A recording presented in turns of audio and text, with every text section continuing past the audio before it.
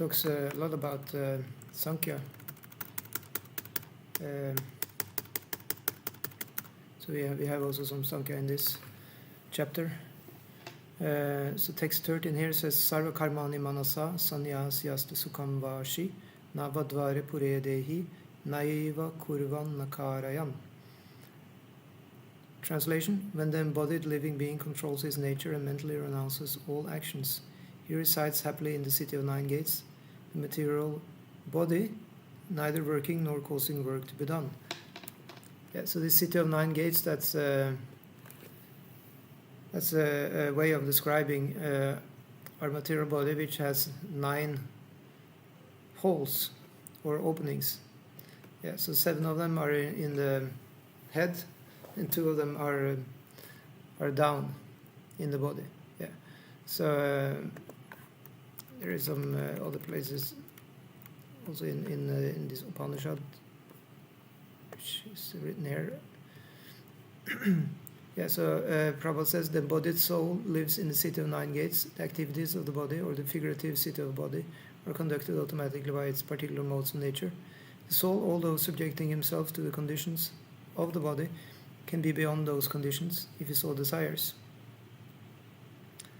Owing only to forgetfulness of his superior nature, he identifies with the material body and therefore suffers. By Krishna consciousness, he can revive his free position and thus come out of his embodiment. Yeah, so embodiment. So that's why we are called an embodied person.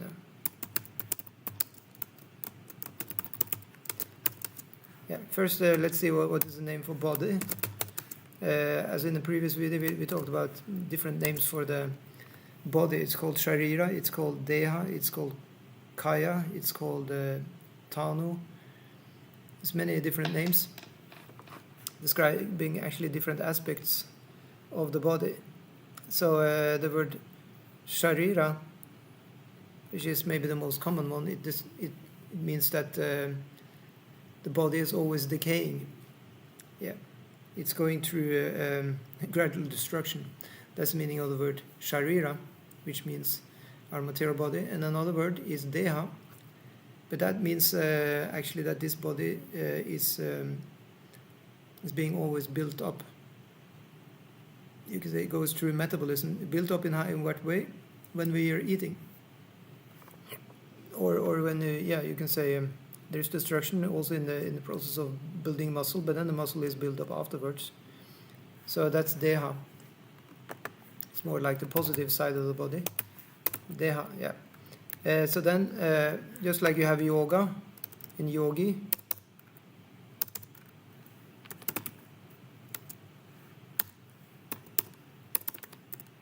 is a yoga, the process of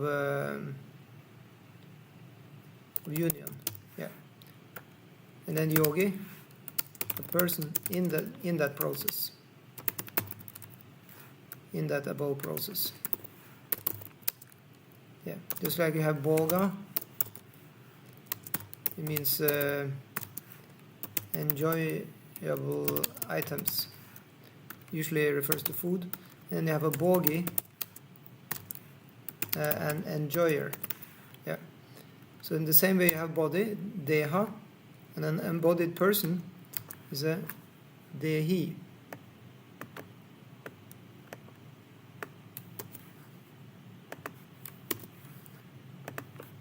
Yeah.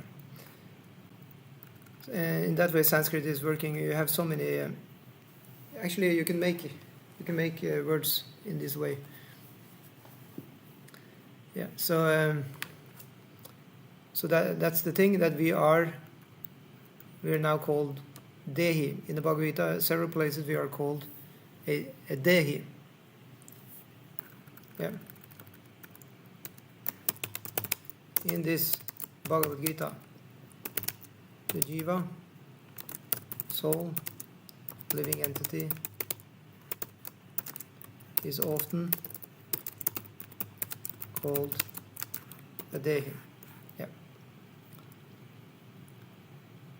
So thus the Bhagavad Gita is very much about how to leave this dehi,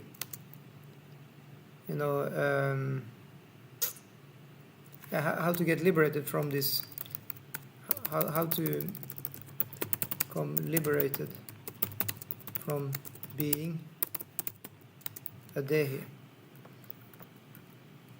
an embodied person. Rather, one should become a jivan mukta, liberated soul. Yeah.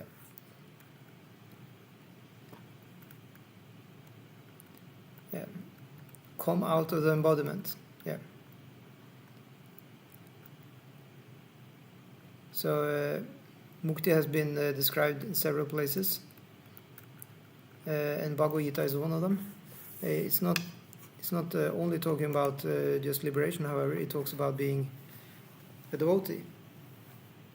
So that's why Prabhupada is saying now that therefore if one takes to Krishna consciousness, one at once becomes completely aloof from bodily activities. In such a controlled life, in which his deliberations are changed, he lives happily within the city of nine gates. So now you can say we are...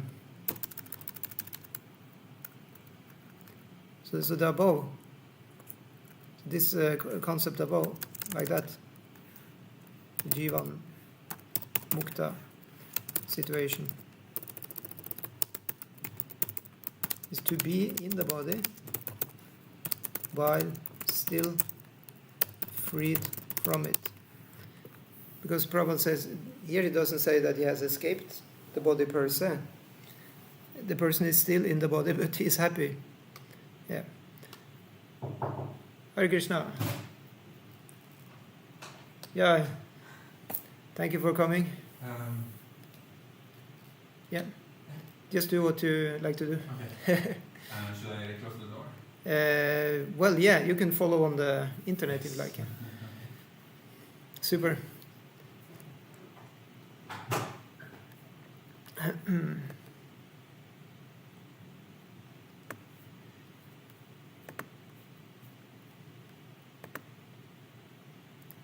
So wait a minute, weren't we just told that we should leave?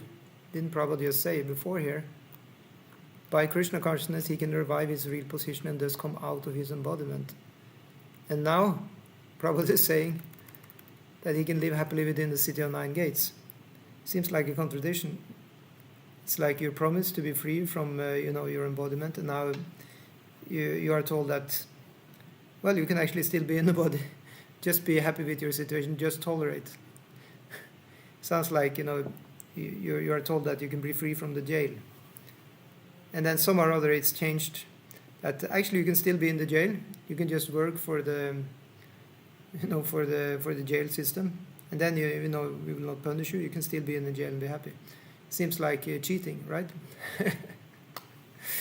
Well, in one sense, the point is the main point is to be happy. Okay, can we agree about that? Yeah. So if you are, happy, I write with a capital letter just to make it sure that we talk about ananda, happiness here, the spiritual ananda. Yeah. Not talking about mundane happiness. So if you are happy, then you are, per definition, I just to be clear here, if you are in spiritual ananda, yeah, then you are per definition not a part of this material world, including the body, the material body of flesh, the deha. Thus, you are not actually embodied. Yeah. That's the understanding. Plus, there is no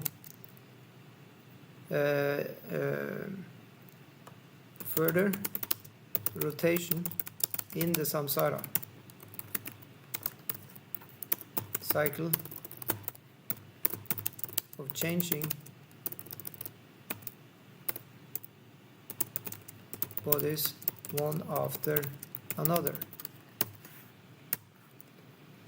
So you can say a Krishna conscious person who has become a Jivan Mukta, who is liberated while still in the body, that may be the case. He can still feel, the bodily engagement. Still, that person can be happy in spiritual trance. And in any case, there will not be any further bodies after this one. Yeah. At least Krishna promises that.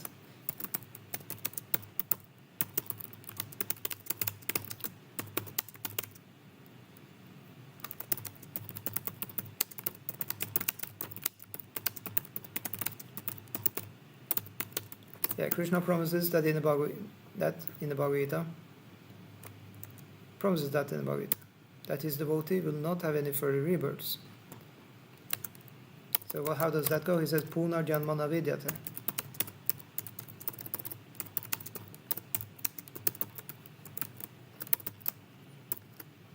Yeah, I don't remember which verse it says, but it says a few places. Punar, it means again, Janma, birth, not, no, you can say, Navida. So it can also be, you can say, translated to he will not experience any further. He will not know any further births. Yeah. He will not experience.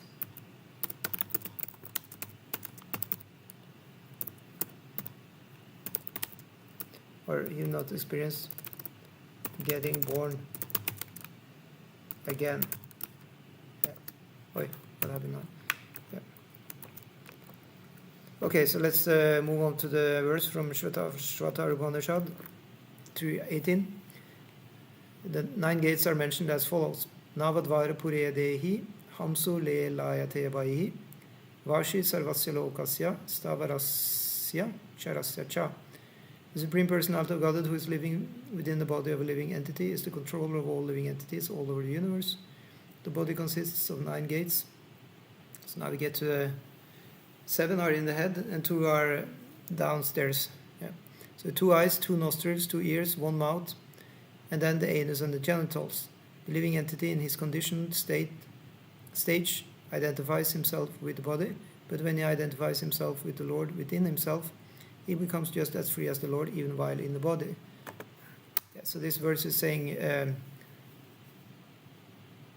first is the Navadvara Pure, city of 9 gates. The embodied person is there, the Dehi. And then you have the Hamsa, which is the swan. Yeah. So we know Lord Krishna, he once had a swan avatar. So since that, Hamsa can refer directly to Krishna. So that's the reference here. Yeah, so and Vashi is also a reference to the Supreme Personality of Godhead, who resides everywhere. Vashi Sarvasya Lokasya. He's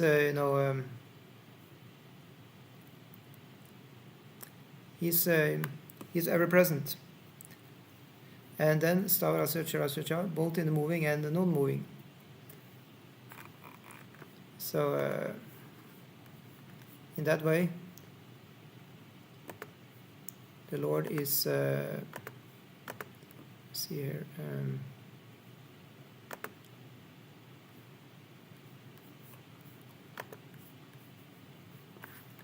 You understand this?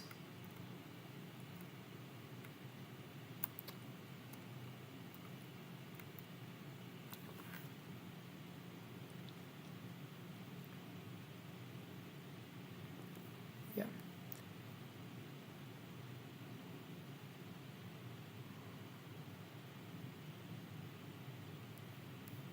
Yeah, so in that sense, this verse is describing the Supreme Lord very much.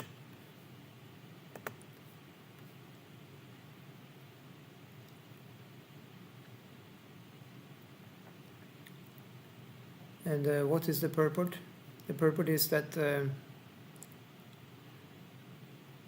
he is he's the one who purifies us by his presence when we are getting aware of his presence. So that's also another quote which is in the Bhagavad Gita, that you have a tree with two birds. Yeah.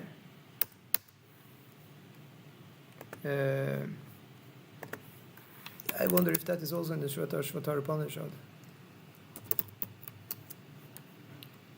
Dva Suparna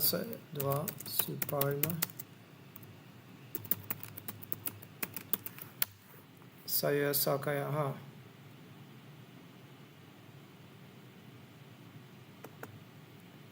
So let's see.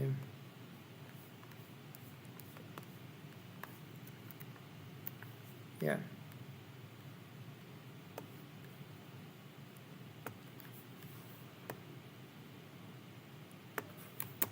So we'll just put that in here so we get something more from the Shvatara Upanishad also, just to make this idea very clear.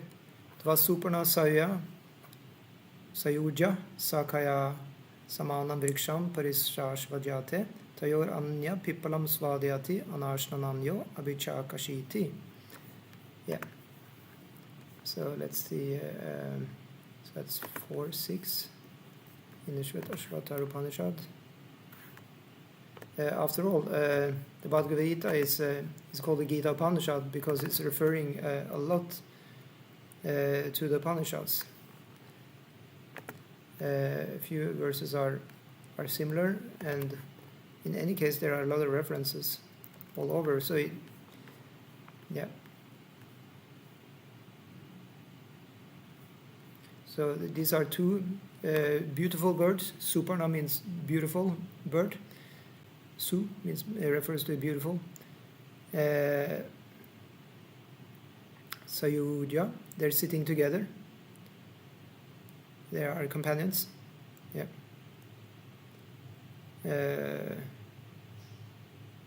Sakaya, yeah. In that way you can say they have the same identity in one sense. They all think they are, there. But of course there is a difference between identities which will be explained. The one is the supreme and the other one is the subordinate. Yeah, they're on the same tree of the body. And one, the jiva, he enjoys the svada, the tasty fruits of the tree. And the other one is the Paramatma. He is simply witnessing without eating. Yeah. Anashnam is a very important point here. He is not eating. Yeah. Yeah, so like that. Two beautiful birds. Yeah. So why is it written that they're beautiful? Because the soul is beautiful. The body may not be beautiful. It may be beautiful in the beginning, you can say, or early on. Sometimes it can be beautiful all the time also. But in any case, it's going to get rid of, and it's going to turn into earth. And the earth, just like that, is probably not that beautiful. But the soul itself is actually always beautiful. According to Krishna consciousness, it is a beautiful person, always. Yeah. Two beautiful birds sitting together in the same tree. Yeah. Yeah. And yeah. So the other bird is not eating, simply witnessing. Yeah.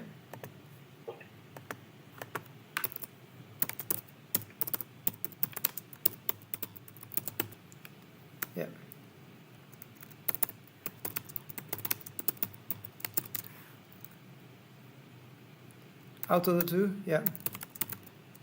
You can say that, yeah. One is, yeah. You say the one of them is eating. You can say enjoying the fruits. Enjoying eating the tree's fruits.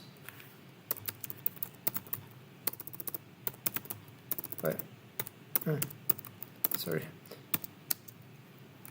And the other bird is not eating, simply with missing. So this is a correct description of the jiva, which is us, and the paramatma.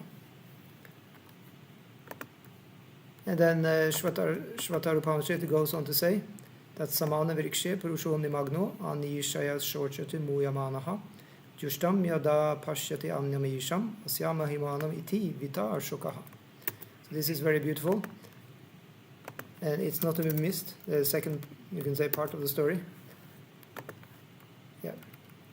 So that says that on the same tree, the individual self, the jiva, is deluded by forgetfulness of his identity with being, with being, eternal servant of the Supreme Lord, who is his best friend. Yeah. But when he recognizes the other as the Lord, worshipped by all, and he recognizes his glory, he becomes free from his grief. Yeah. Yeah. So then it's no longer any. Yeah. So I can try and see if we can say here. You say he's.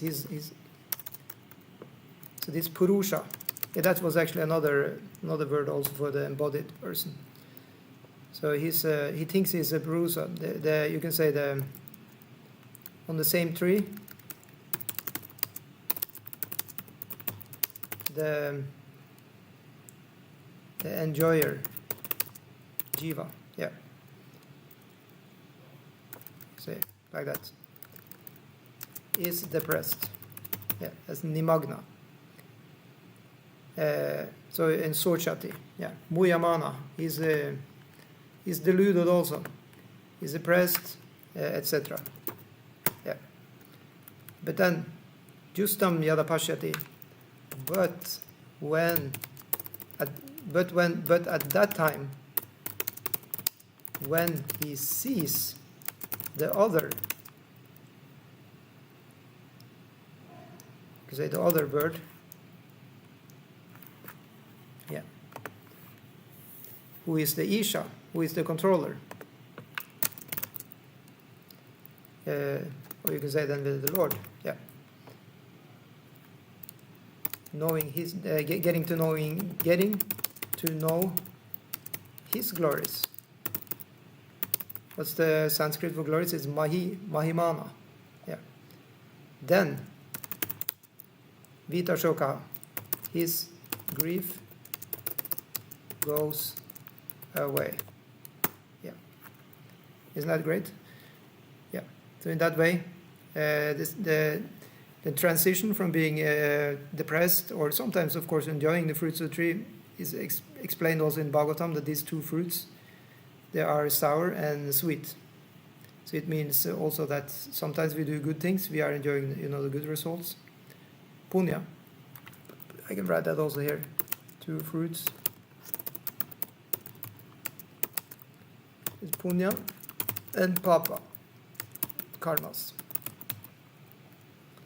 It means, good and bad deeds. Yeah, and that includes, of course, the reactions. Sometimes the reactions are coming immediately, sometimes they're coming later. But in any case, they are tasted by the jiva. So that's why he's called a purusha, which indicates that he is an enjoyer. Because Adi Purusha is Krishna, and actually everybody else is supposed to be Prakriti, or the enjoyed. Yeah. So in other words, the jiva in the role of Purusha is having a rough time until he gets the good idea, or he gets to the point of getting to know his best friend, with capital letters, because the best friend is God. Yep. Glorious. Yeah. Okay, we go further on. Text 14. Yeah. So again, I have to turn off the... Oh, it's coming through. This is crazy. I muted all the... I just have to take down the volume on my phone. It's always getting trouble from this sound.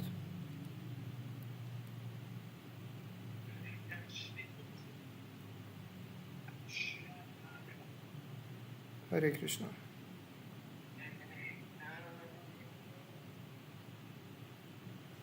There we go. Thank you so much. So, yeah, when you like to speak, you can tell me and I will unmute you again. Very good. So, text 14. Na kartri tvam na karmani lokasya sri jate prabhu na karma pala samyogam svabhavas tu pravartate. The embodied spirit, master of the city of his body, does not create activities, nor does he induce people to act. Nor does he create the fruits of action. All this is enacted by the modes of material nature. Yeah, so we are not the karta, we are not the doer. But of course, it will be explained that we believe we are the doer. Karta ham iti manyate. Manyate means we are thinking that we are actually. So, what to do? And as explained before in our previous class yesterday, that you need 5 ingredients to do anything, and one of them is the doer. So again, we're back to the action, where we are actually thinking we are doing something, and that's why things are happening in our life. But actually, at the end of the day, as said here by Krishna, the embodied spirit, master of the city of his body, does not create activities, nor does he induce people to act, nor does he create the fruits of action. All this is enacted by the modes of material nature.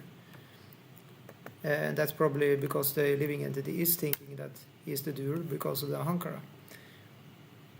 So Prabhupada is saying here, and of course it will be explained in 7th chapter also, where I was referring to that verse, ahankara vimudatma kartam iti manyate. Yeah. So the living entity, as will be explained in the 7th chapter, is one of the energies or natures of the Supreme Lord, but is distinct from matter, which is another nature called inferior of the Lord. Yeah. So that's then the two different states of affairs, which will be spoken of in the 7th chapter, is para, prakriti, and apara, prakriti. Yeah.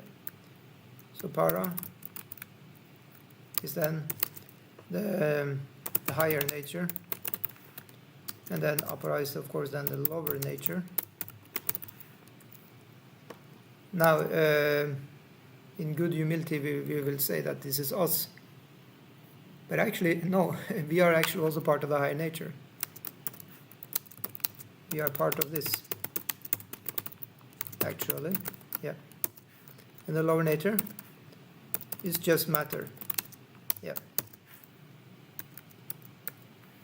Just, even, unconscious.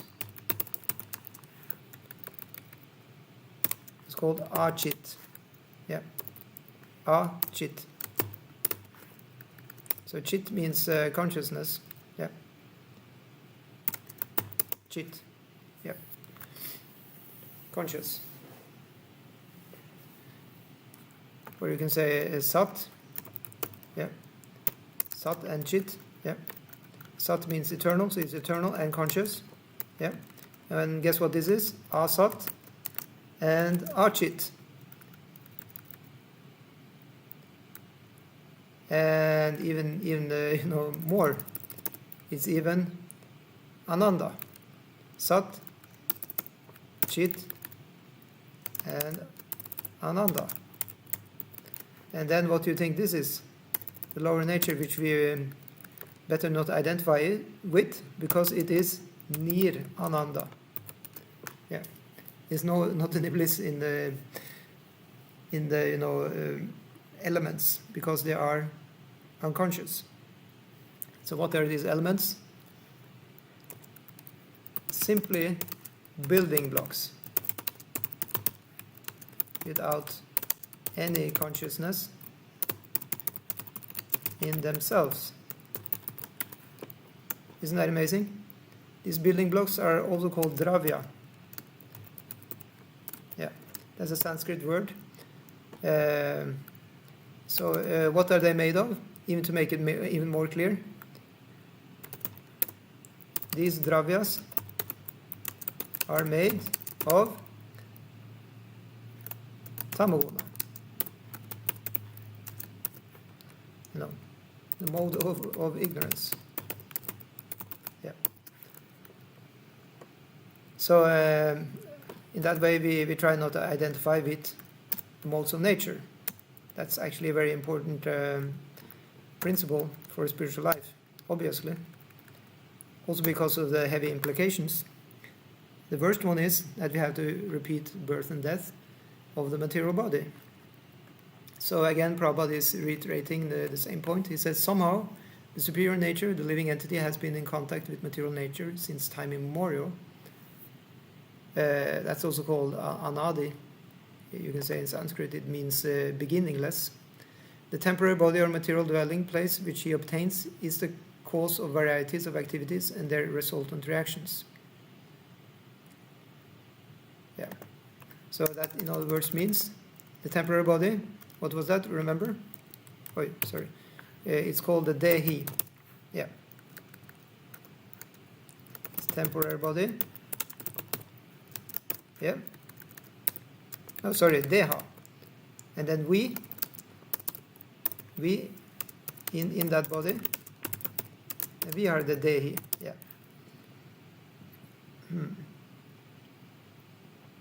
So what is the temporary body?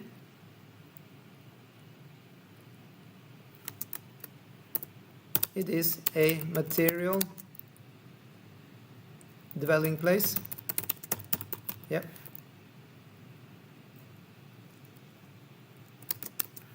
A karmic reaction.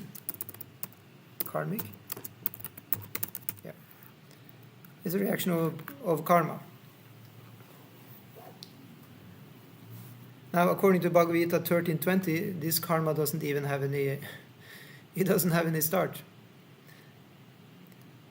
So go figure. But the point is that we can escape it by practicing bhakti yoga. Before you know it, you are out of that. So just as Prabhupada many times said, Prabhupada said,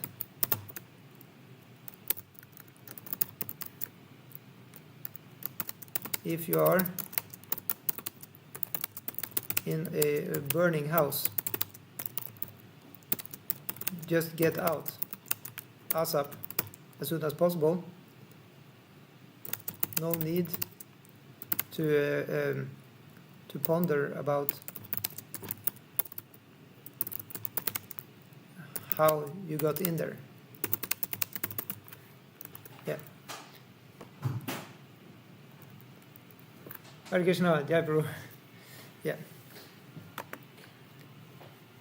Yeah, so we'll continue to text 15. Na datte kasya chit papam, na cheva sukritam vibhu, agyane navritam jnanam, tena muyam tijantavaha. Translation. Nor does the Supreme Lord assume anyone's sinful or pious activities. Embodied beings, however, are bewildered because of the ignorance which covers their real knowledge.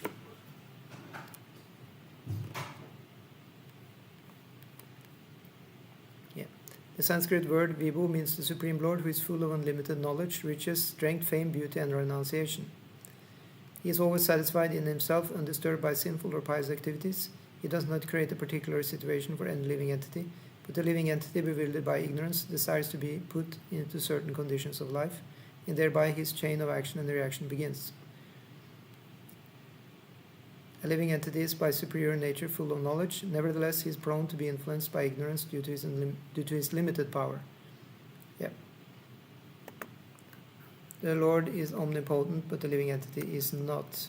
The Lord is Vibhu or omniscient, but the living entity is Anu or atomic. Yeah. So it's a great difference then. The Lord is Vibhu, and the living entity, the Jiva, it is Anu. Infinitesimally small, thus prone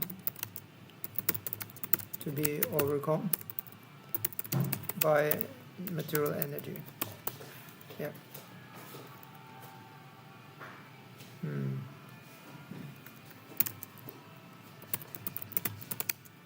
Supremely great in all respects. Yeah. And because he is a living soul, he has the capacity to desire by his free will. Such desire is fulfilled only by the omnipotent Lord.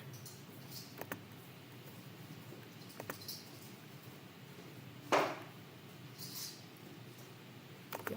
I'll just an operation here to give this link. Just give me a second.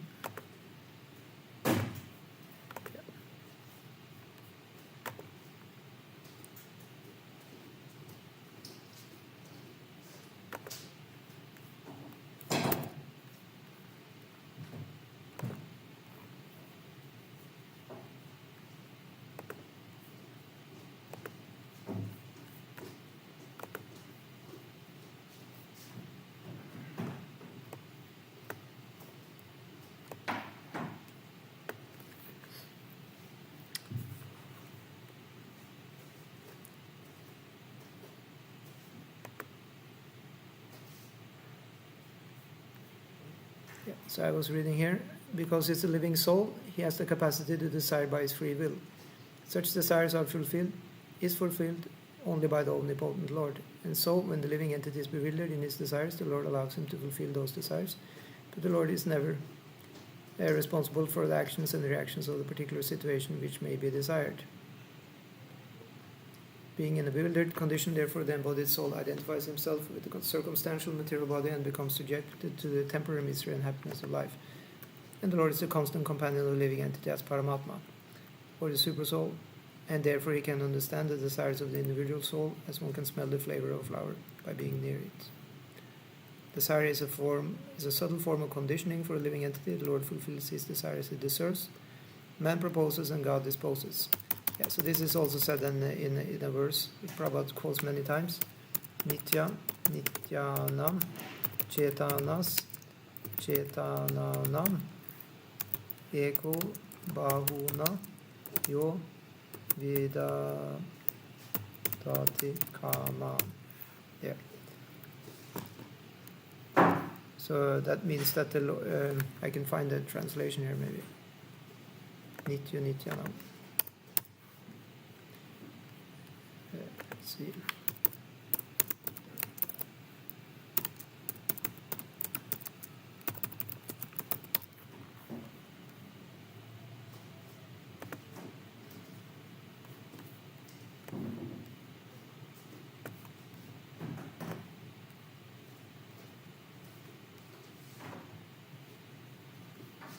Yeah.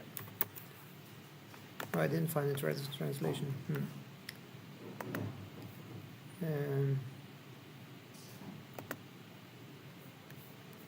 See, yeah.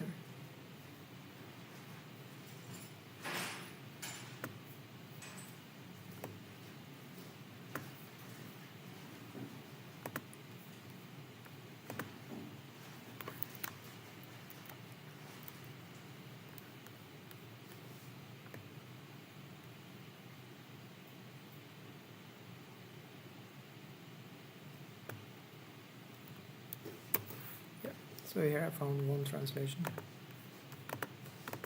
Yeah, so this is from the Katha Upanishad. So both the Lord and the living entities are eternal and sentient. So Nitya means eternal and Chetana means sentient. But the difference is that the Lord is unlimited, whereas the living entities are limited. Or you can say the Lord. This is more like Prabhupada's commenting on this verse.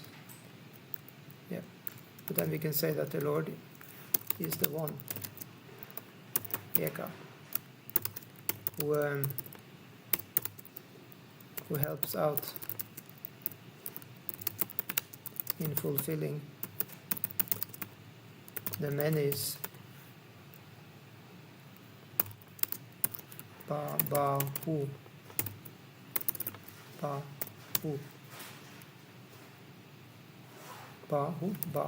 Yeah. Bahu means many.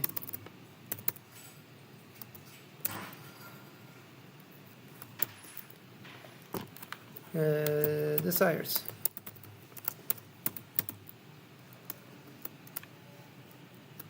Yeah.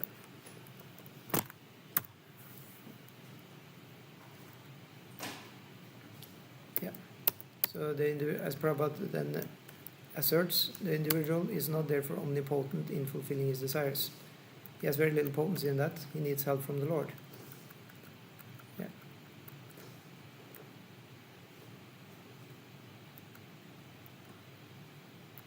Okay, let's go to text 16. Jnanena tu tat agyanam yesham nashitam atmanaha tesham aditya vajnanam prakashayati tatparam. When, however, one is enlightened with the knowledge by which nescience is destroyed, then his knowledge reveals everything, as the sun lights up everything in the daytime.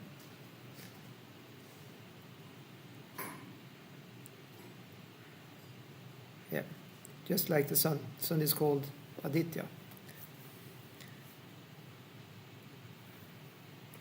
Yeah, so it's very nicely said here in the purport. Those who are forgotten Krishna must certainly be bewildered, but those who are in Krishna consciousness are not bewildered at all. It is stated in the Bhagavad Gita, Sarvam Jnana Plavena, Jnanagni Sarva Karmani, Nahi Jnanena Sadrisham. Yeah, so this it means that you can cross over all troubles on the boat of transcendental knowledge. And the other one says Jnanagni Sarva Karmani. It means the fire of knowledge. You can say that the fire of knowledge, it burns up all your material karma. Nahi Jnanena Sadrisham, there is nothing which is as good as transcendental knowledge. Yeah. So then Prabhupada says knowledge is always highly esteemed. And what is that knowledge? Let's see. What is that knowledge? Perfect knowledge is achieved when one surrenders unto Krishna, as it is said in the 7th chapter, 19th verse, Bahunam Janmanamante Jnanamam Prapadete. After passing through many, many births, when one is perfect in knowledge, surrenders unto Krishna. When one perfect in knowledge surrenders unto Krishna, or when one attains Krishna consciousness, then everything is revealed to him, as everything is revealed by the sun in the daytime. Yeah.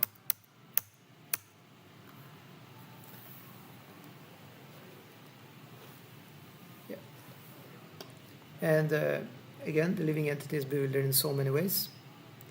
For instance, when he unceremoniously thinks himself God, he actually falls into last narrow nescience. Yeah. And of course, that's unlogical. That if you're God, how can you be overcome by nescience? Yeah. Text 17: Tad buddhayas tad atmanas, tan nishthas tad parayanaha, gachanti apunar avrittim. Jnana nirdhuta kalmashaha. When one's intelligence, mind, faith, and refuge are all fixed in the Supreme, then one becomes fully cleansed of misgivings through complete knowledge, and thus proceeds straight on the path of liberation.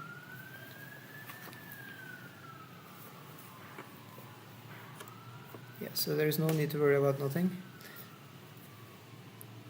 Just be fixed and you're on your good way back to Krishna. Yeah. However, to have complete knowledge, that would help. What is that complete knowledge? It is the knowledge that Krishna is speaking in the Bhagavad Gita. Yeah. Tat buddhayas, tat atmanas, tat nishtas, tat parayanaha, vachanti apunar avrittim, jnana nirduta kalmashaha. It's a very beautiful verse. So that the word tat, it refers to the Supreme. So to have intelligence in the Supreme, tat buddhas, to have the soul or mind in the Supreme, tat nishta, to have the nishta or faith always in the Supreme, tat parayanaha, to take full shelter in that Supreme.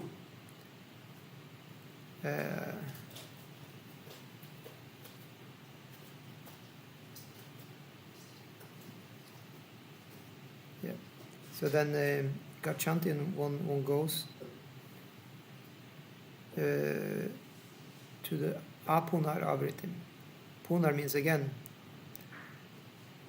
and Avriti means, what does it mean? I really don't understand this. But anyway, I think it refers to the material entanglement. So many activities going on, so many vrittis. So one goes to a place where there are no material vrittis. I'll look that up to see if it's correct. See, yeah,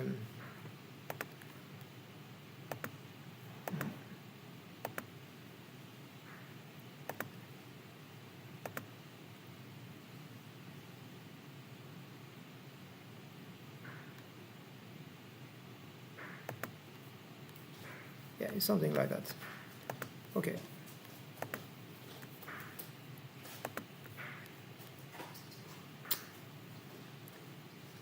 So Prabhupada says in the purport, the supreme transcendental truth is Lord Krishna. The whole Bhagavad Gita centers around the declaration that Krishna is the supreme personality of Godhead. That is the version of all Vedic literature.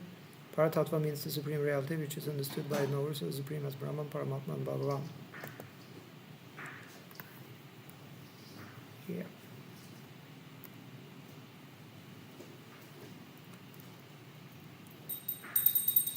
Bhagavan, or the supreme personality of Godhead, is the last word in absolute. Jagannath. There is nothing more than that. The Lord says, Mata parataram nanyat kinchit asti dhananjaya. Impersonal Brahman is also supported by Krishna. Brahmana hi pratishta aham. So pratishta means that he is the foundation. He is the foundation of Brahman. Therefore, in all ways, Krishna is the supreme reality, one whose mind, intelligence, faith, and refuge are always in Krishna, or in other words, one who is fully Krishna conscious, or is fully in Krishna consciousness, is undoubtedly washed clean of all misgivings, and is in perfect knowledge in everything concerning transcendence. Hare Krishna. A Krishna conscious person can thoroughly understand that there is duality, simultaneous identity, and individuality in Krishna. And equipped with such transcendental knowledge, one can make steady progress on the path of liberation. So that means that it's time again to look at this simultaneous oneness and duality. Oneness, yeah. Achintya, bheda, abheda, tattva. Yeah. Because we hear many times that we are also in oneness with the Lord. But on the other side, there is definitely also the duality. So the answer is yes, both of them at the same time.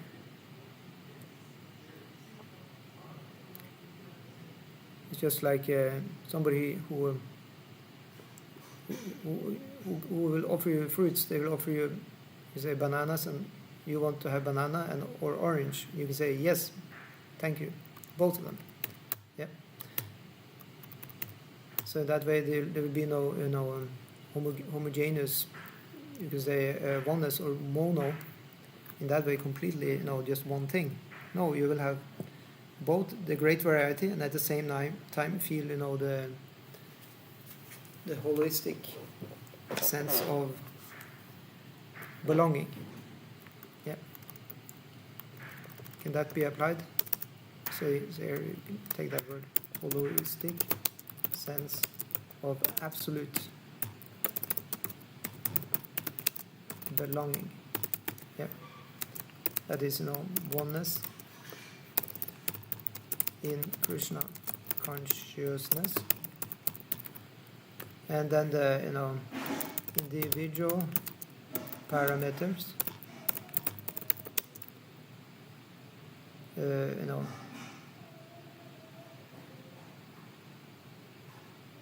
yeah, that's the duality in Krishna consciousness. Yeah. Okay, so now is one of the more famous verses. Vidya Vinaya Sampane Brahmane Gavi Hastini Shuni Chaiva Shvapakya Pandita Samadarshinaha. The humble sages, by virtue of true knowledge, see with equal vision a learned and gentle Brahmana, a cow, an elephant, a dog, and a dog-eater. Outcast. So apparently in the days of yore, you had people who were eating dogs. And they were not allowed to be in the same place as the others, apparently. But anyway, we don't have that today. Even if somebody would happen to eat a dog, they're always welcome in the Hare Krishna temple. So, because the humble sages, they are seeing all this on the same level. So devotees are supposed to be like that, humble sages, pandits, who are Samadarshina. Sama means same, and Darshina means to see. To see everything on the same level means that you're seeing the soul and you don't see the outer package of, body with, like a city of 9 gates. No, we see the soul inside. Dva suparna sayuja sakayaha samana vrikshe parisasta jyate tayurana pipalam swadhyati anashanan yor abhichakashiti. There's a bird sitting in the tree trying to eat. The tree is like the body. And there is another bird also who's trying to help that bird. So in that way, the soul is just like an innocent jiva. And being bewildered by the products of the material world, it may try to enjoy it. But if it looks to the friend, God in the heart, the Paramatma, then it will be happy. So in that way, we cannot tolerate identifying, fully with the material body, because then it means, the game is over. First thing is that it doesn't seem to have, any eternality, the material body, and then also our personality will not have any eternality because it's attached to that body. So that means the whole show will be over pretty soon. But if you view it from the Bhakti Yoga point of view, then the soul is just on a journey, and it has been for a long, long time. And it's continuing also after this body, as it usually does. To change bodies is not, any strange occurrence. It's happening all the time for everybody. So it's completely normal and natural. And even to stop the process of changing bodies, to get free from the samsara, continuous birth and death, is also completely normal. That's also happening by people who take to the process of yoga, especially Bhakti Yoga.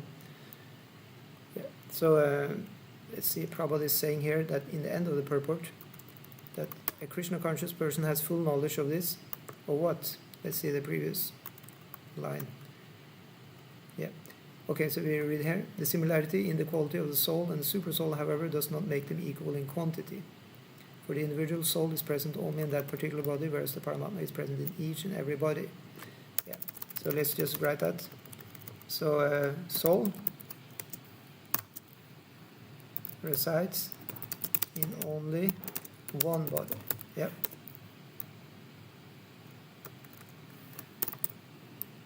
Individual soul. Yeah. And then you have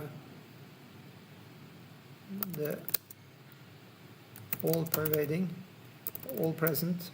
Yeah, then I already said the difference. Is that the super soul? Yeah. Resides in every single body. Yeah. Great difference.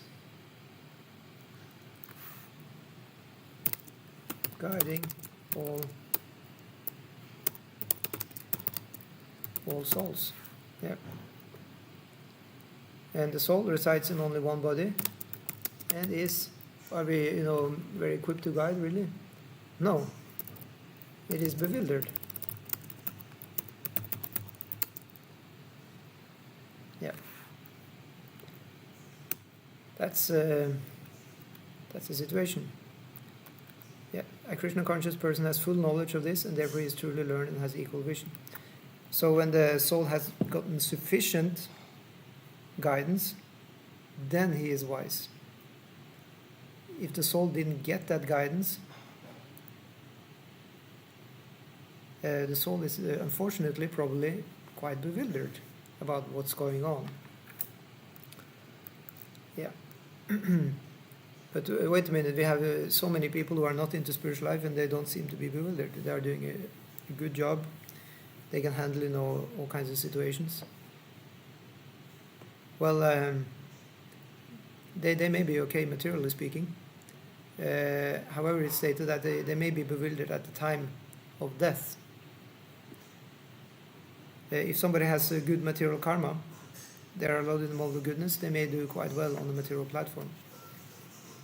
However, when it comes to the question of life and death, what's happening after death, what to do with, what to do at the time when we are dying, then there may be some bewilderment, probably, if one is actually not spiritually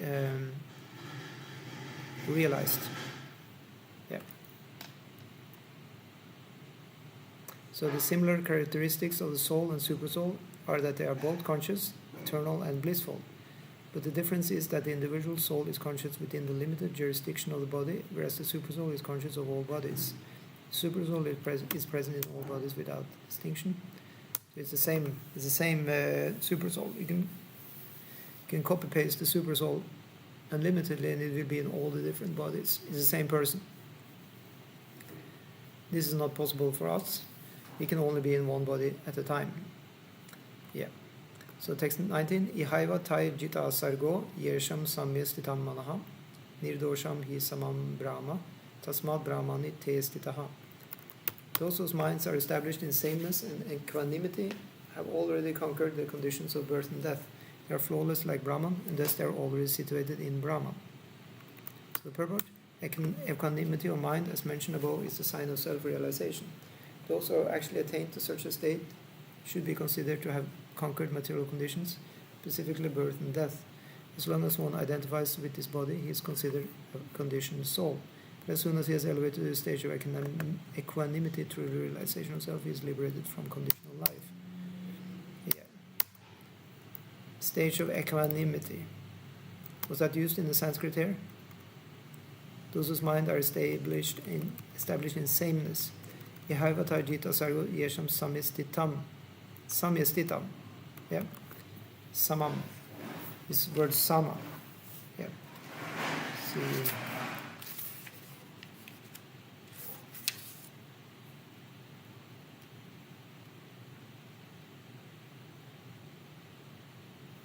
Yeah. So both of these words, samya and samam. Yeah. Samya and samam. Yeah. That means to be in the state of equanimity. Equanimity.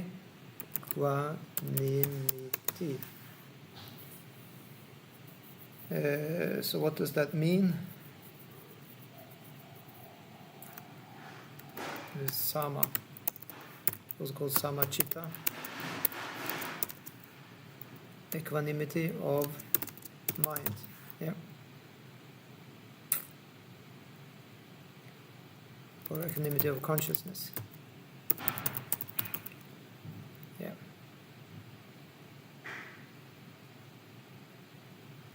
So what does equanimity actually mean? Let's look it up.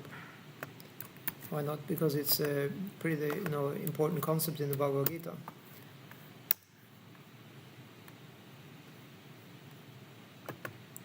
Let's see.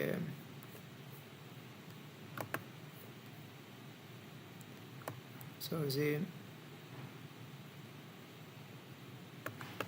what Wikipedia Guru is telling us about equanimity.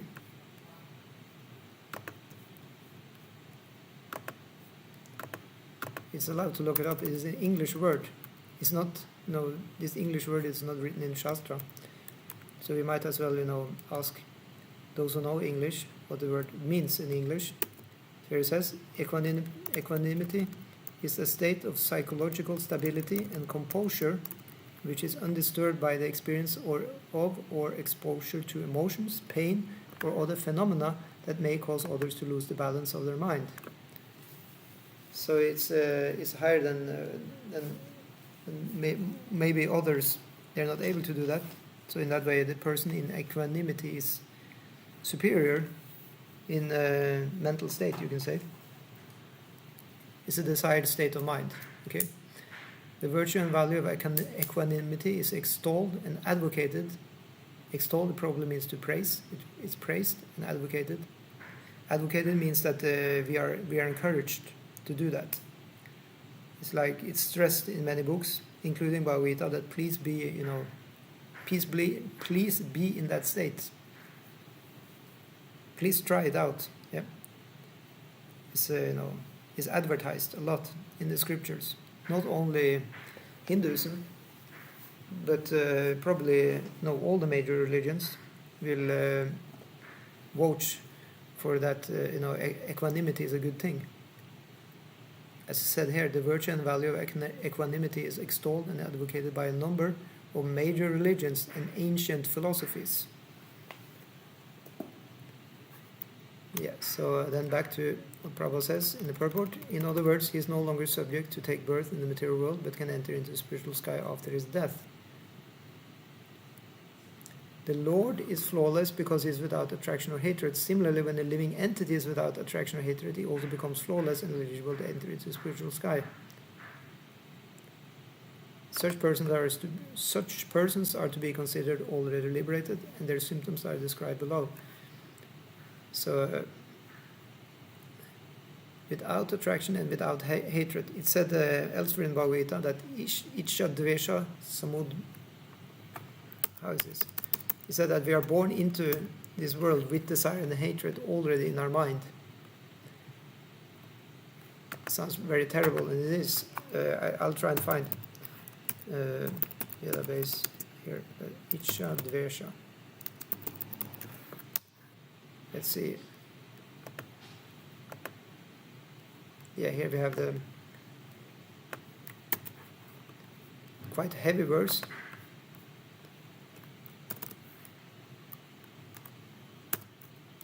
Ichva dvesha samutena dvandva mohina bharata sarga bhutani sama sargyanti parantapa.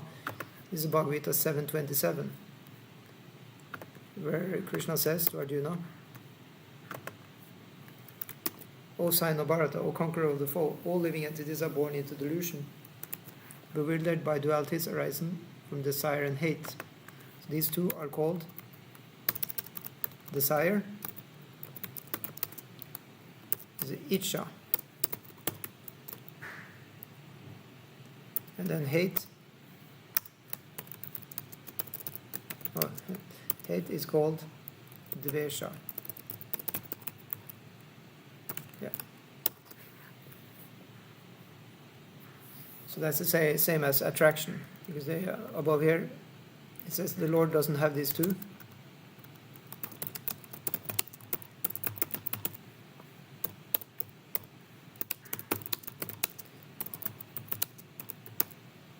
and thus is flawless.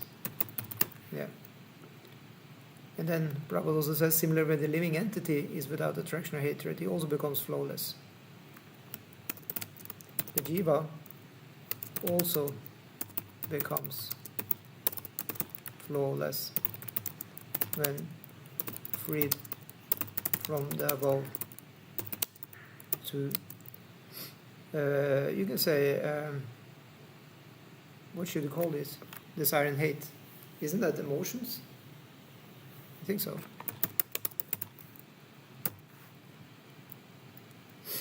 Yeah, so didn't we read earlier that to be in equanimity, that means one is free from, being subject to emotions. Was that true? Or let's read it again. Equanimity is a state of psychological stability and composure which is undisturbed by the experience or exposure to emotions, pain or other phenomena that may cause others to lose the balance of their mind. So when it's undisturbed by emotions. Yeah.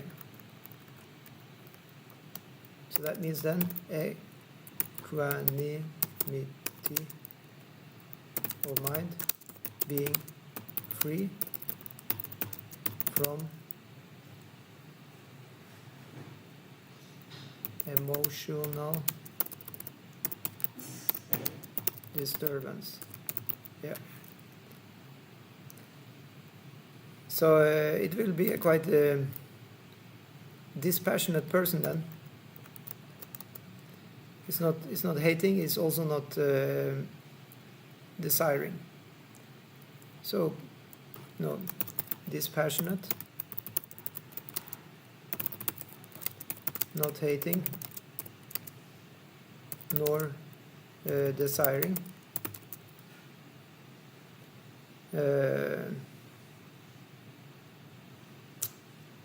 There's a word for that, but anyway.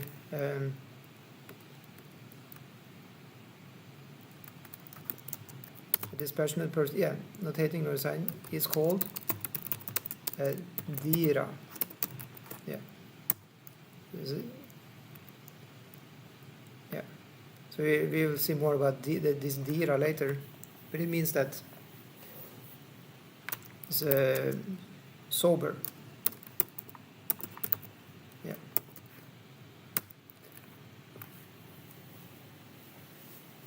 So these people are gurus. Yeah.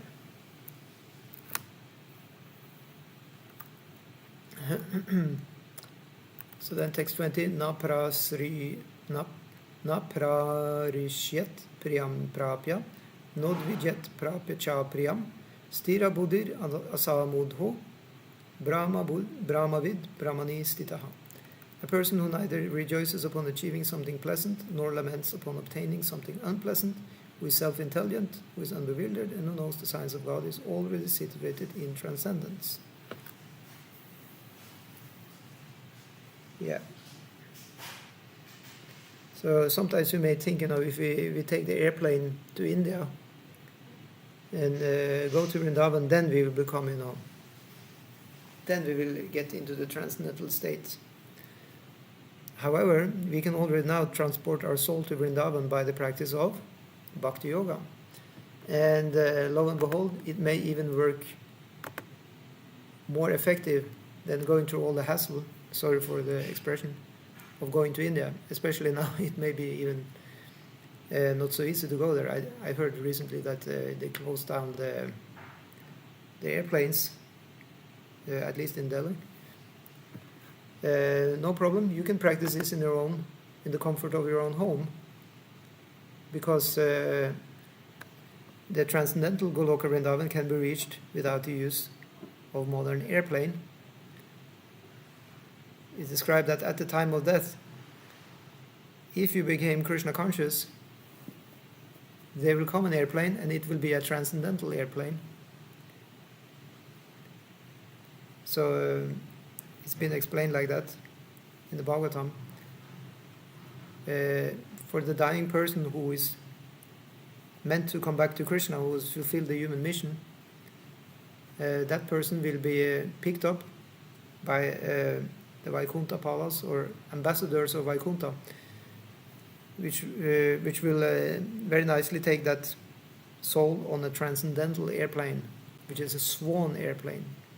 It's not mechanical airplane. It's a transcendental bird carrier, the swan.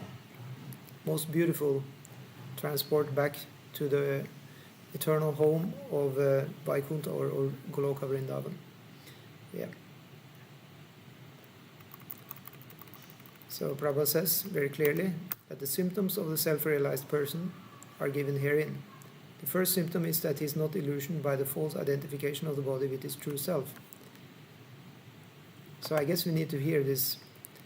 He knows perfectly well that he is not this body, but is the fragmental portion of the Supreme Personality of Godhead. He is therefore not joyful in achieving something, nor does he lament in losing anything which is related to his body. This steadiness of mind is called sthira buddhi, or self-intelligence. He is therefore never bewildered by mistaking the gross body for the soul, nor does he accept the body as permanent and disregard the existence of the soul. Yeah, that's probably the worst thing. So we need to hear this again and again. Because this is transcendental knowledge. And the soul has been in the material world for God knows how long, and is not inclined to practice spiritual life. However, it can become inclined by getting properly trained up in knowledge. And at the topmost level of purification, the soul will be completely free from the mental material hang-ups of material enjoyment. And in that way the soul will naturally desire to have spiritual activity. Yeah. So this knowledge, it elevates him to the station of knowing the complete science of the absolute truth, namely Brahman, Paramatma and Bhagavan. He thus knows his constitutional position perfectly well, without falsely trying to become one with the Supreme in all respects. So that would be a shame, right? If we would become one with the Lord, that means there will be no relationship of exchange, of love. It will just be completely homogeneous, oneness. That means not even kitchery. Kitchery has, you can say it's one mass of different things you have put in. You have put in, vegetables. Say put in some broccoli. You can have some tomato. You can have so many ingredients, but still, it will be a difference between the ingredients. But if you take the blender, say khichdi is made usually of rice and dal and some vegetables, and of course the spices. So when you eat the khichdi, it's a good experience because there are varieties there.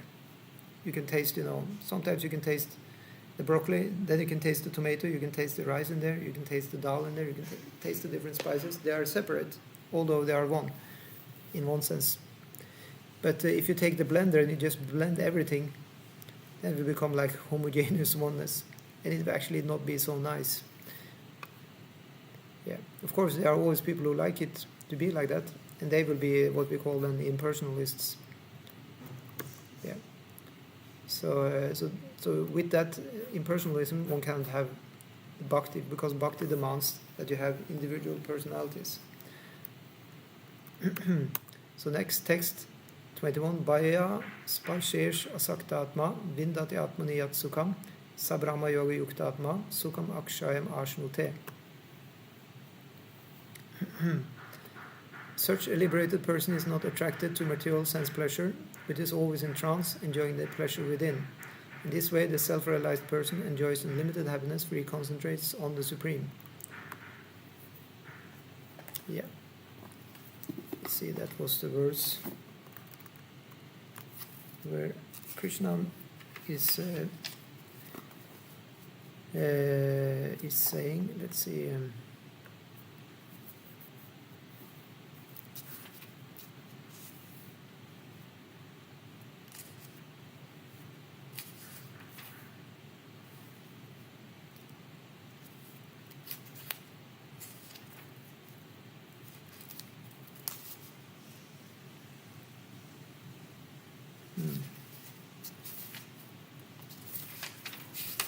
I can't find this verse here, but anyway. Prabhupada is referring here to Yamunacharya, a great devotee in Krishna consciousness, who said, Yan avadi mama cheta Krishna padara vinde navanavarasa dhamani udyatam rantumasit tadavadi bhatanari sangamas maryamane bhavati mukha vikara shushtu nishtivanam. Bhavati mukha vikara shushtu nishtivanam cha. Since I've been engaged in the transcendental loving service of Krishna, realizing every new pleasure in him, whenever I think of sex pleasure, I spit at the thought, and my lips curl with distaste. A person in Brahma Yoga, so then Prabhupada comments, a person in Brahma Yoga, or Krishna consciousness, is so absorbed in the loving service of the Lord that he loses his taste for material sense pleasure altogether. The highest pleasure in terms of matter is sex pleasure. The whole world is moving under its spell, and the materialist cannot work at all without this motivation. But the person engaged in Krishna consciousness can work with greater vigor without sex pleasure, which he avoids. That is the test in spiritual realization. Spiritual realization and sex pleasure go ill together. A Krishna conscious person is not attracted to any kind of sense pleasure due to his being a liberated soul. So we'll get further into that here. That the liberated soul will have zero interest in material enjoyment. Ihi samsparsha ja bhoga dukkha yonaya evate adyantavanta kaunteya natesha ramate buddha. An intelligent person does not take part in the sources of misery, which are due to contact with material senses. O son of Kunti, such pleasures have a beginning and an end, and so the wise man does not delight in them. So anything in the whole world that has a beginning and an end. The wise man is beyond that, and thus that person is a dhira, not getting into that, either being hateful of that or being attached to that, simply being neutral. Udasinvat is also mentioned in the Bhagavad Gita in the 12th chapter, that a liberated person or a person eligible for liberation has to be udasina or neutral.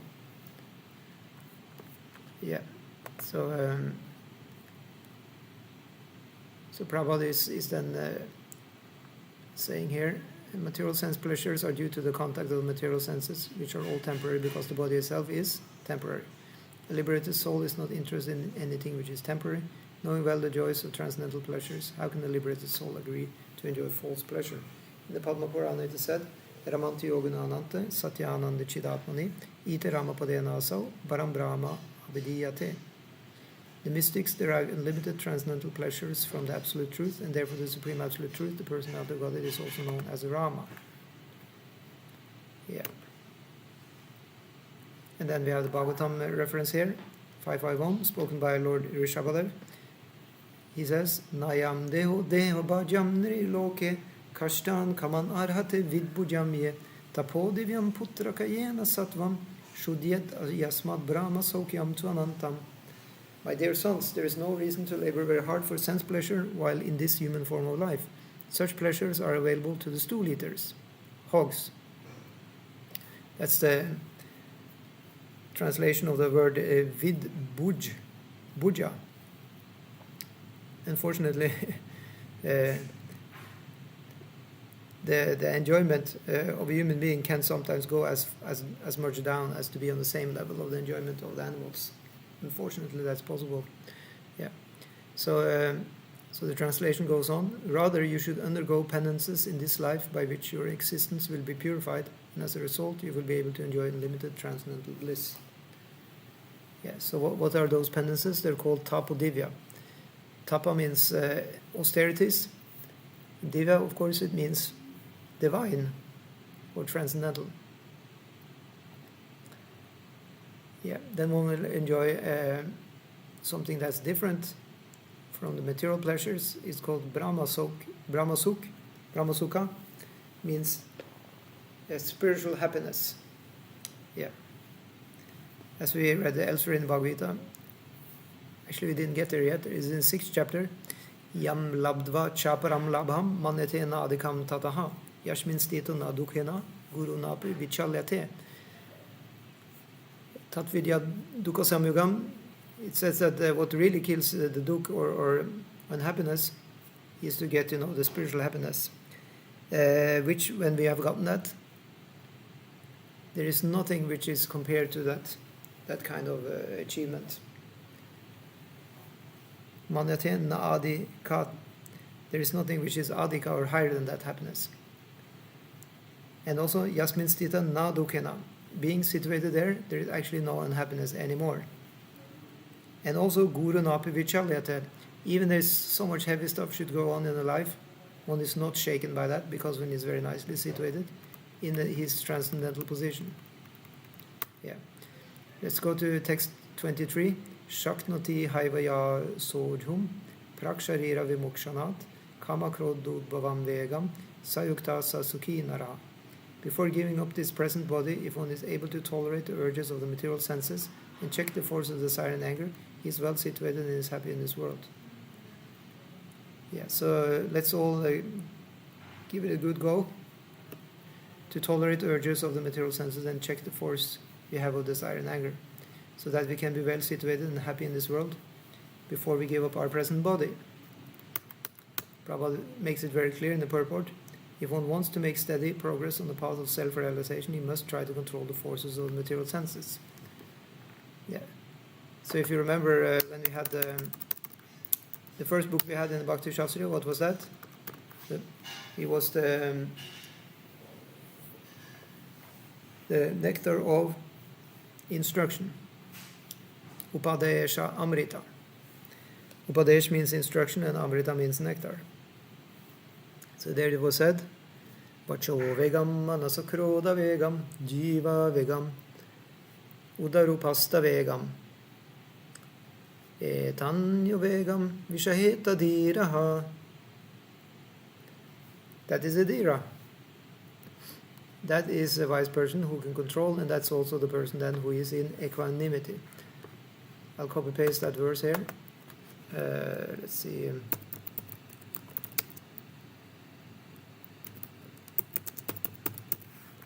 That's always a very good verse to always come back to, because it's the most, you can say, basic verse. It's a preliminary qualification for practicing Bhakti Yoga, is that one is self-controlled. And to be self-controlled, in a nutshell, is described here: to tolerate the urge to speak, to tolerate the mind's demands, the actions of the anger, and the urges of the tongue, belly, and genitals. Then you are in actuality a dhira or a guru, and you can have disciples. Yes. So let's take a look at text 24. Yanta sukvantara ramas tatantar jyotirevaya sayogi brahma nirvanam brahma bhuto digachati. One whose happiness is within, who is active and rejoices within, and whose aim is inward, is actually the perfect mystic. He is liberated in the Supreme, and ultimately he attains the Supreme. So Prabhupada says it very nicely here: unless one is able to relish happiness from within, how can one retire from the external engagements meant for deriving superficial happiness? A liberated person enjoys happiness by factual experience. He can therefore sit silently at any place and enjoy the activities of life from within. Yeah.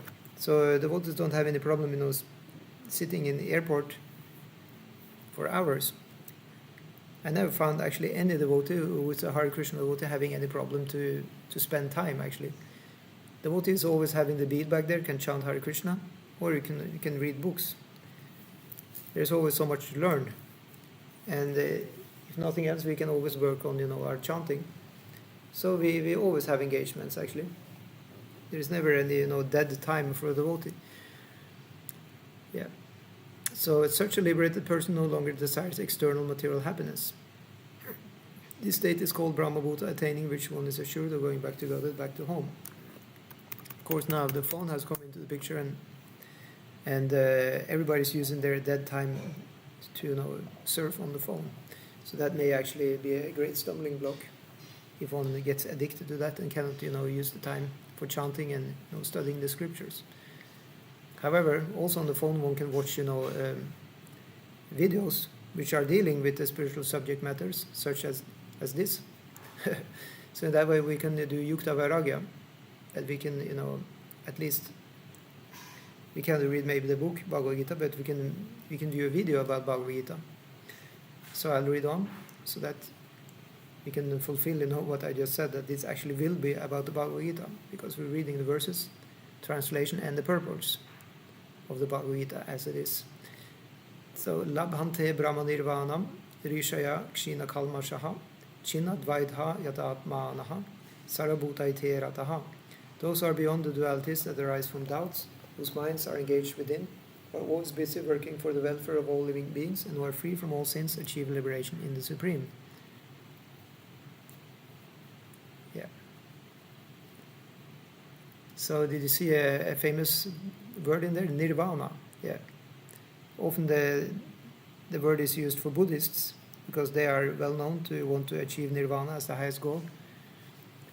But here it's also used for devotees. Why not? Devotees are also liberated in Brahman, but you have two kinds of Brahman, remember? What are these two kinds of Brahman?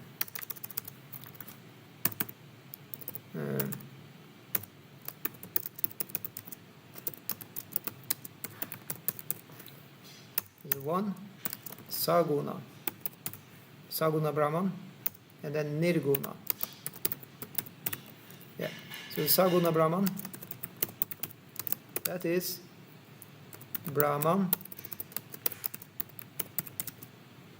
with qualities. So all varieties. Yeah. So unlimited varieties, really. And Nirguna, of course, is then the opposite.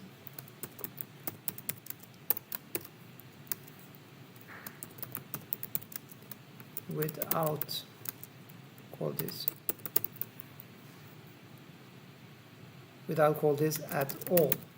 It's completely homogeneous, completely undescriptive, unspecific. Yeah, complete opposites, in other words. So which Brahman do you think Krishna is referring to here when he talks about Brahma Nirvana? The Nirvana in Brahman, or liberation in the Supreme. Of course he talks about Saguna Brahman. So Prabhupada says in the purport, only a person who is fully in Krishna consciousness can be said to be engaged in welfare work for all living entities. So that was the Sarvabhuta Hita. Hita means welfare. So welfare to all the living entities. Yeah, because when a person is actually in the knowledge that Krishna is the fountainhead of everything, then when he acts in that spirit, he acts for everyone. The sufferings of humanity are due to forgetfulness of Krishna as the supreme endurer, the supreme proprietor, and the supreme friend. Therefore, to act to revive this consciousness within the entire human society is the highest welfare work. Yeah, so let's dwell on that. So that would imply then what we call preaching, so welfare, spiritual, AKC welfare work. Yeah, Krishna conscious welfare work. It means preaching. Yeah. What can the preaching include? Simply, having a temple. That's also, having everybody can come there and learn something. Temple, and going out, Harinam, Sankirtan, distributing books. I mean, actually, much more. Yeah. Prasadam, distribution. Yeah. Yeah. So many ways one can do that. Yeah. One cannot be engaged in such first-class welfare work without being liberated in the Supreme. A Krishna conscious person has no doubt about the supremacy of Krishna. He has no doubt because he is completely freed from all sins. This is the state of divine love. So here Prabhupada is qualifying everybody who is engaged in the spreading Krishna consciousness as liberated people. Yeah. And even Prabhupada is then saying that a person engaged only in ministering to the physical welfare of human society cannot factually help anyone. Well, he's not helping the soul, at least. He's only helping the body, and that's the point. the soul is still sleeping and rotating in the repeated birth and death. Yeah. Of course, that doesn't mean we shouldn't help each other. Also on the bodily plane, we are doing that. But Prabhupada is saying only. Yeah. That's the point. We are also, say we're giving the prasad. Some places in the world, devotees are giving, free prasadam, food, vegetarian, food, which is sanctified by being, offered to Krishna. It's called prasad. So that's distributed in huge quantities, for example, in India. So you can say it makes hungry people, getting rid of their hunger. They are, getting nourishment from the prasad for their body, you can say. But also it has a spiritual effect also, since it is the Lord's mercy. Yeah. Temporary relief of the external body and the mind is not satisfactory. Real cause of one's difficulties in the hard struggle for life may be found in one's forgetfulness of his relationship with the Supreme Lord. And the man who is fully conscious of his relationship with Krishna is actually a liberated soul, although he may be in the material tabernacle. What's the meaning of tabernacle? I read this word now probably 100 times. Now for the first time I will actually look it up. Yeah.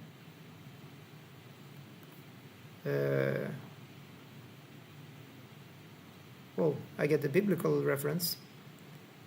It said it's a tent-like structure that the Israelites carried with them in the wilderness and used for worship and sacrifice.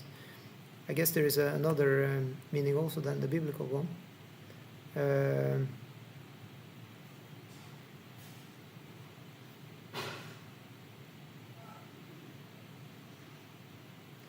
It said it's commonly used as a strong exclamation to express anger or frustration. Yeah.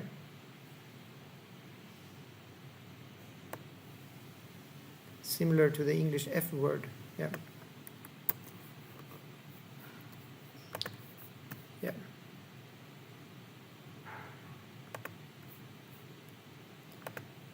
Yeah. So it's a word used to express anger or frustration.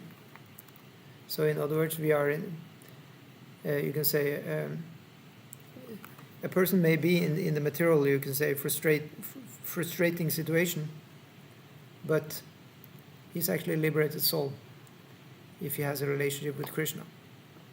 That tabernacle or problematic situation of having engagement of a material body will not trouble that person so much, because he's enjoying a relationship with Krishna.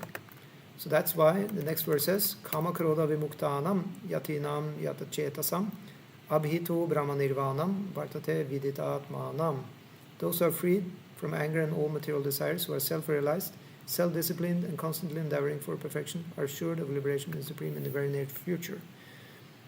So we have to be free from the tabernacle, free from frustration, anger, and so on. And self-disciplined, yata chetasam. Yeah. Yata chetasam. Yeah, that means. Let's see here.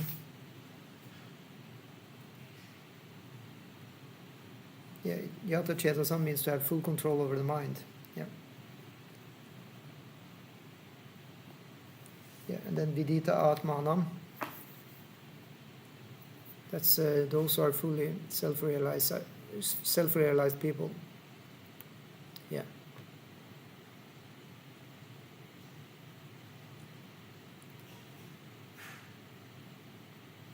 So they will get Brahma Nirvana, liberation in the Supreme, which is Saguna Brahman, which is Brahman with qualities and variation. That means the Supreme Personality of Godhead. Krishna. Yeah. Yeah, so then in the purport, Prabhupada says, of the saintly persons who are constantly engaged in striving towards salvation, one who is in Krishna consciousness is the best of all. The Bhagavatam confirms this fact as follows. Yat pada pankaja pala shavila sabhaktya karma shayam gratitam udgratayanti santaha tadvana rikta matayo yatayo piruddha Shrutu Ganastamaranam Bhajya Vasudevam. Just try to worship in devotional service Vasudeva, the Supreme Personality of Godhead, Even great sages are not able to control the forces of the senses as effectively as those who are engaged in transcendental bliss by serving the lotus feet of the Lord, uprooting the deep-grown desire for fruitive activities. Yeah. And and here we have another very great verse which Prabhupada refers to. Darshandiyana samsparshair matsya kurma vihangamaha svanyat patyani pushnanti tatam api padmaja. By vision, by meditation, and by touch only do the fish, the tortoise, and the birds maintain their offspring. Similarly do also I, O Padmaja. The fish brings up its offspring simply by looking at them. The tortoise brings up its offspring simply by meditation. The eggs of the tortoise are laid on land, and the tortoise meditates on the eggs while in the water.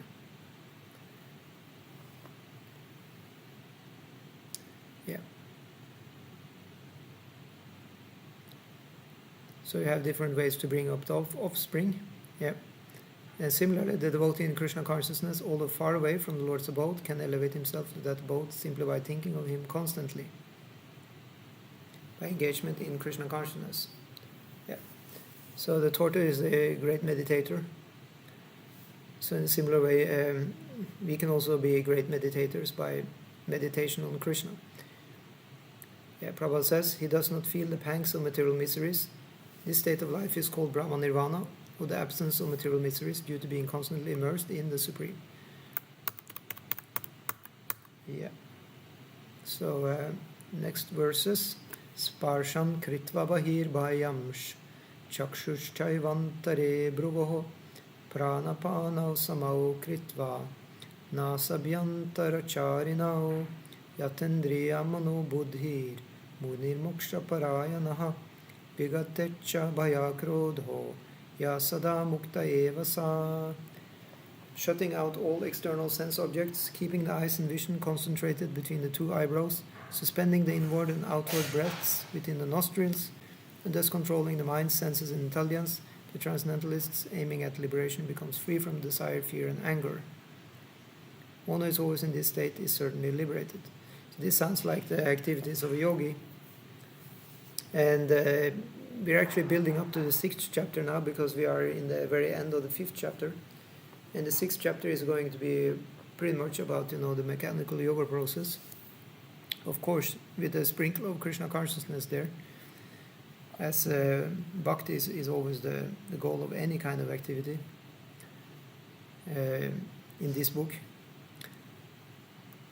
Yeah, so Prabhupada says in the purport, being engaged in Krishna consciousness, one can immediately understand one's spiritual identity, and then one can understand the Supreme Lord by means of devotional service. When one is well situated in devotional service, one comes to a transcendental position, qualified to feel the presence of the Lord in the sphere of one's activity. This particular position is called liberation in the Supreme. Yes. Okay, so let's get to text 29. Bhaktaram yagyatapasam sararok maheshwaram suridam sarvabhutanam gyatva mam shantim richati. A person in full consciousness of me, knowing me to be the ultimate beneficiary of all sacrifices and austerities, the Supreme Lord of all planets and demigods, and the benefactor and well-wisher of all living entities, attains peace from the pangs of material miseries. Yeah. So this verse is also called the peace formula. Yeah. Because it says if you follow all these things, then you actually attain peace. So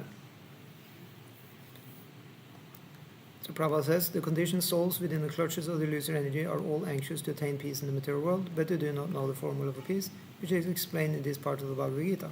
The greatest peace formula is simply this: Lord Krishna is the beneficiary in all human activities.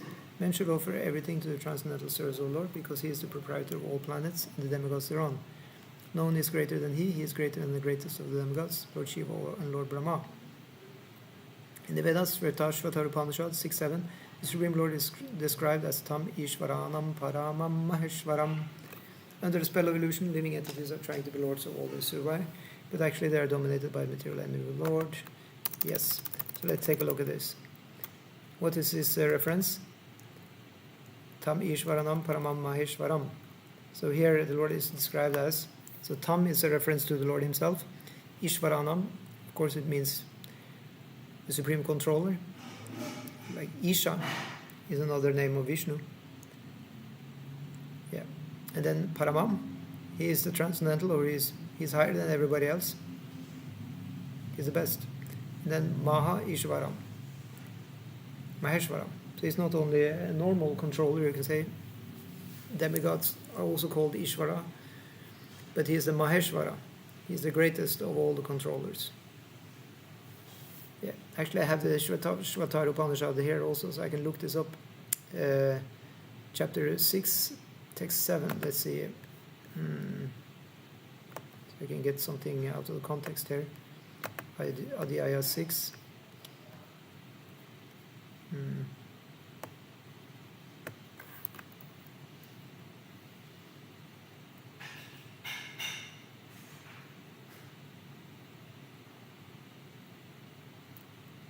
See.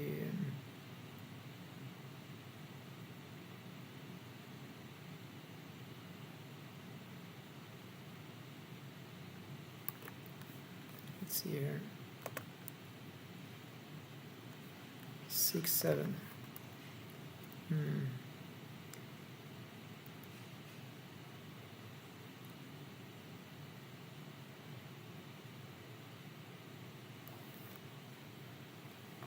Yeah.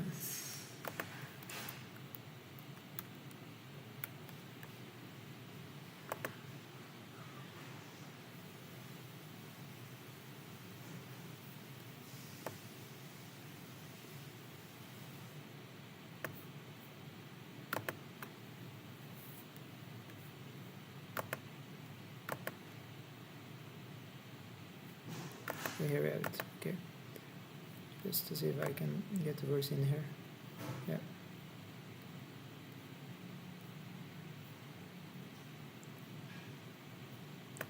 Yeah. Shvatara Upanishad is a very great text. It's been referred to a lot by our Gaudiya Vaishnava Acharyas. Yeah. So here we have the verse which we refer to. We just get the whole verse.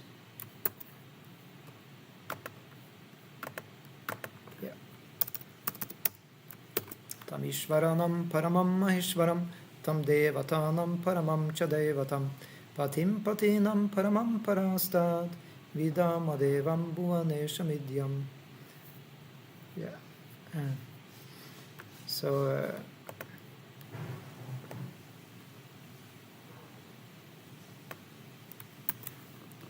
here's a translation. So, we know him who is the Supreme Lord of Lords, the Supreme Deity of Deities, the Ruler of Rulers, who is higher than the imperishable Prakriti and is the self-luminous, adorable Lord of the world. Yeah. See, so all of these are saying he's higher than, he's higher, he's the highest of this, he's the highest of that. Yeah. He's the Devatanam Paramam. Yeah. Paramam Chadai. So amongst all the Devatas or the gods, he is the highest deity. Of all the rulers, all the patis, he's the highest ruler.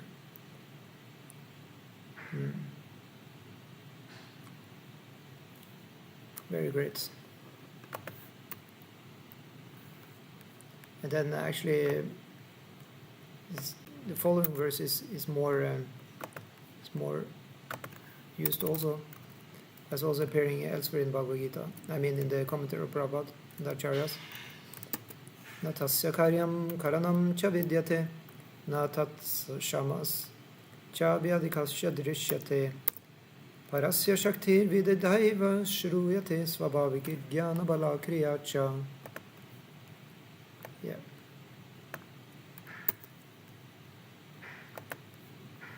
So Prabhupada's translation is better than this, but anyway, this is also working. He is without the body or organs. None like unto him is seen, or better than him.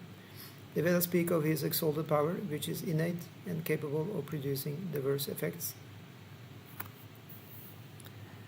and also of his omniscience and might. Yeah.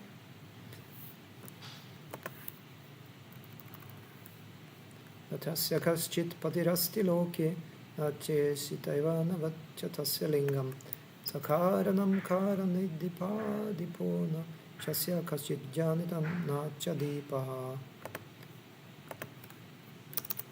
then we have this. Next one is also very wonderful.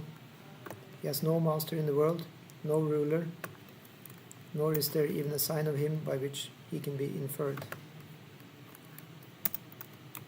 Yeah, that's also interesting. Na tasya kaschit patir asti loke. There's no one who is the pati of this person, who is the ruler of this person in the world. And this chestita naiva na tasya lingam. Lingam means a sign. So you cannot find. He's hidden. He's the cause. Sakaranam.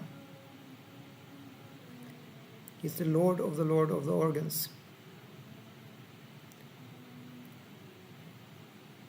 He is without progenitor or controller. Not chasya kaschit janita. He does not have any, there is nobody who gave him birth. That's what it means. He doesn't actually have a father or mother. He always existed. He is existing now, and he will always exist in the future also. So nobody is controlling him. Na cha adipa. He also don't have any, anybody above him. Yeah.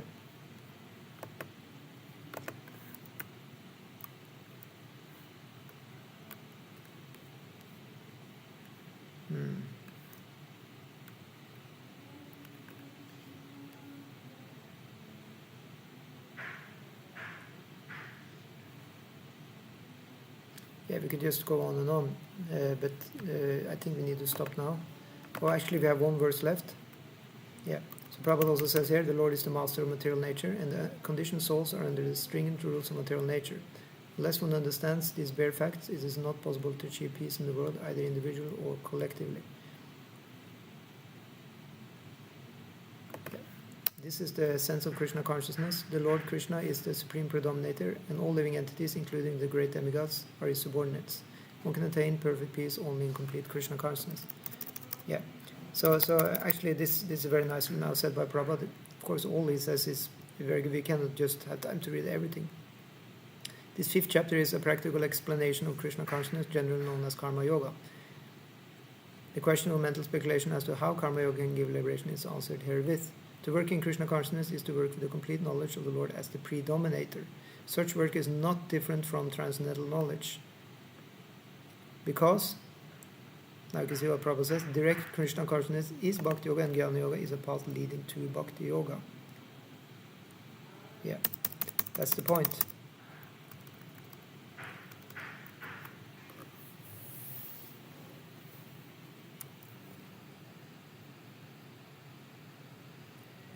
So we have these three then, we can list them up. Karma Yoga is the main topic of the 5th chapter. And then you have Jnana Yoga also is also present. And you have Bhakti Yoga.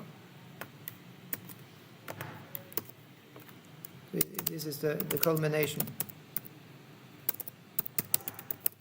And goal, yeah.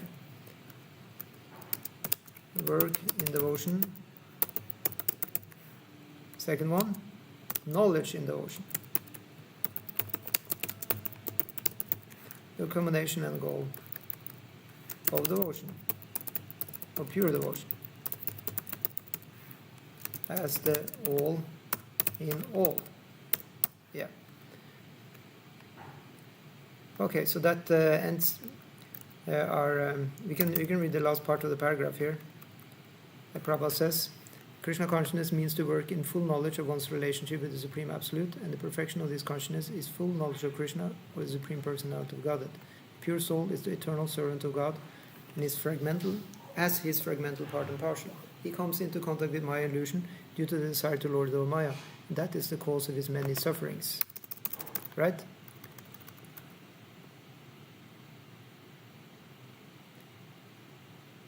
Icha dvesha samutena vandra. One is born into this world by the dualities of desire and hate. Yeah. And then Prabhupada says, as long as he is in contact with matter, he has to execute work in terms of material necessities. Krishna consciousness, however, brings one into spiritual life even while one is within the jurisdiction of matter. For it is an arousing of spiritual existence by practice in the material world. The more one is advanced, the more he is freed from the clutches of matter. Yeah. So how to be advanced?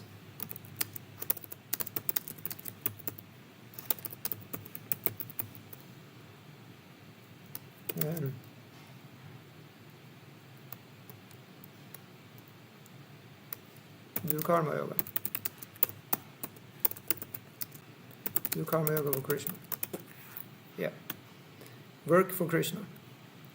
The Lord is not partial toward anyone. Everything depends on one's practical performance of duties in Krishna consciousness, which helps one control the senses in every respect and conquer the influence of desire and anger. And one who stands fast in Krishna consciousness, controlling the above mentioned passions, remain factually in the transcendental stage or Brahma Nirvana. We heard about Brahma Nirvana a few times. It was mentioned a few times in the Sanskrit of the verses. And the main thing was, so how should the consciousness be?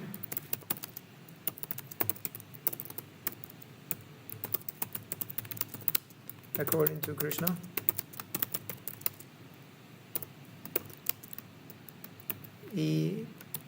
Equanimity. Yeah, it should be in equanimity. Did I even write it right? Equanimity. Yeah, I think so. The Eightfold Yoga mysticism is automatically practiced in Krishna consciousness because the ultimate purpose is served. There's a gradual process of elevation in the practice of yama, niyama, asana, pranayama, pratyahara, dharana, dhyana, and samadhi. So these are 8 steps of Ashtanga Yoga. But these only preface perfection by devotional service, which alone can award peace to the human being. It is the highest perfection of life. Thus end the Bhaktivedanta purport to the 5th chapter of the Srimad Bhagavad Gita and matter of Karma Yoga, action in Krishna consciousness. So our consciousness should be in equanimity. And again, not just sitting idle, but while at the same time, or you can say in equanimity while working for Krishna.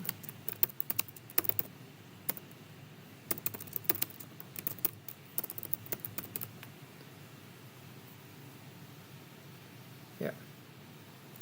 Karma Yoga.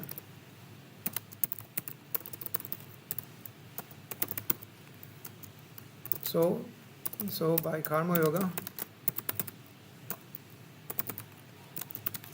we can be sober in this world. And it's gradually identify less with matter and more as servants of Krishna. And even more as eternal servants of Krishna. This identification as an eternal servant of Krishna, that will definitely help to be more equipoised, knowing that this is not the only life we have. It really helps a lot in being equipoised and peaceful. Yeah.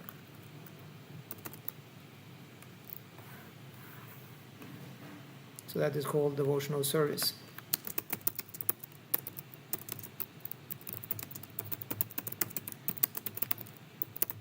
Yeah. Or Bhakti Yoga. So as you already figured out, we do Karma Yoga, but doing Karma Yoga for Krishna, then it is also at the same time called Bhakti Yoga. There will be no difference because they are on the absolute plane. And similarly, one can do Jnana Yoga, cultivate transcendental knowledge, and that will also be Bhakti Yoga because when it's done for Krishna, it is also permeated by Bhakti. It is becoming Bhakti, everything. it depends on how well we are doing the process. And in good faith, we can continue and try to chant the holy name, and thus experience that we can move forward in this process. So thank you so much. Hare Krishna, Krishna Krishna, Hare Hare, Hare Rama, Rama Rama, Hare Hare. So please take care, and we see each other tomorrow again when we continue this Bhakti Shastri, now starting on chapter 6. Srila Prabhupada.